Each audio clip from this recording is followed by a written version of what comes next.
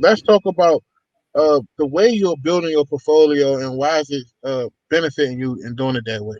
Yeah, absolutely. So the way I got into creative financing, so when I bought the franchise, which I sold it, I'm not a franchise owner anymore, but the first year I was a franchise owner. So check this out, Antoine. I'll give you some insight into the We Buy Ugly Houses guys. So we don't do any of our own marketing, right? We pay the corporation a check every month to do our marketing for us. So direct mail, billboards, radio, TV, which are basically the four most, in my opinion, ineffective marketing channels right now because of how expensive they are. Right. So I would give the corporation at the time when I first started, I'd give them $5,000 a month. And then in return for that, I would get phone calls, inbound phone calls. And those phone calls, the way you divide it out, for $5,000, I'd get about 20 calls. So think about that. I got 20 leads for $5,000. That's a lot of money. Right. So now check this out. Now, granted, these are inbound leads, so it's a little bit different, right? There are people calling and saying, hey, I got your letter, or hey, I saw your billboard, whatever. Like, they're ready. I'm not doing outreach. These are people calling me.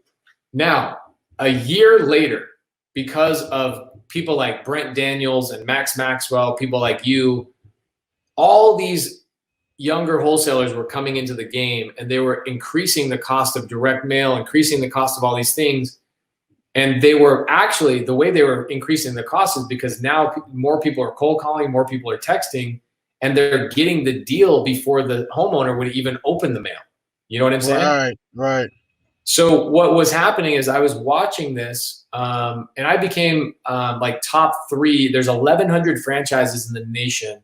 And I was top 3 of the closers, like out of 1,100, right? So my conversion rate was really, really high. So by the end of my first year, the lead cost was no longer $400. The lead cost was $1,000 per call. So now I would give $5,000 to the corporation and I would get 5 phone calls. Wow. Okay. So by that time, I was spending a lot more than $5,000. I was spending about $20,000 a month, and I would average 20 calls a month. For 20 grand, what could you do right now in your business, Antoine? Like 20 grand? Yes. For 20,000, I'm not even spending nowhere near 20,000. 20,000, man, I probably can 10x everything I'm doing. Right. That's what I'm saying. Like that. But remember, the We Buy Ugly Houses people, the franchise owners, they know nothing. They don't even know what the word KPI means. Like, there's guys been in We Buy Ugly Houses for 10 years that if you ask them what KPI stand for, they couldn't answer the question. So hold on, the people that franchise to you didn't know what that meant, or the franchisees? Both. Wow. Bro, they don't. Their CRM is outdated. They don't know what Podio is. They don't know anything about wholesaling. It's amazing. So when you leave the franchise, it's like starting over from scratch. So here's what happened. My leads went up to $1,000 per phone call. Okay, that's crazy. Went up to $1,000 per phone call, and I'm only now for $20,000. I'm only getting 20 phone calls. So even though I was a top converter and I could convert a lot of leads, what I've found is I'm like, I have to freaking get creative here. I have to figure something out. I have to learn something that I haven't learned before because I'm slipping. There's people motivated, but they don't have equity, and I need equity to make a wholesale fee, or I need equity to do fix and flip. So I started doing research, and I spent a lot of time and energy figuring out creative financing and started doing deals, and my conversion rate 4x'd. It was like, out of my existing leads, I would take 20 phone calls, and out of those 20 phone calls, I would probably get 3 wholesale deals. And then all of the sudden, because I understood subject to creative finance, lease options and wraps and all the things you need to understand in creative finance, I got my lead flow up to, or my deal flow to 12 out of 20 phone calls I was converting. That's crazy. But guess what? The corporation the franchise owner they don't want you doing creative financing. Why is that? Why they only want you to be a one-trick pony? Why is that?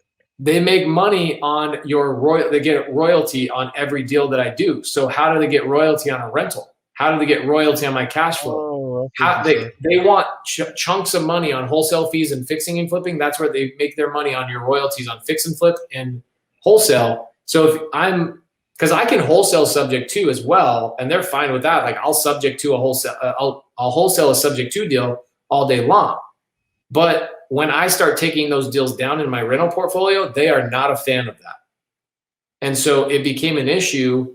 And then I went on the Steve Train show a year and a half ago, and they got mad that I was on Steve Train show. So they sent me a termination agreement.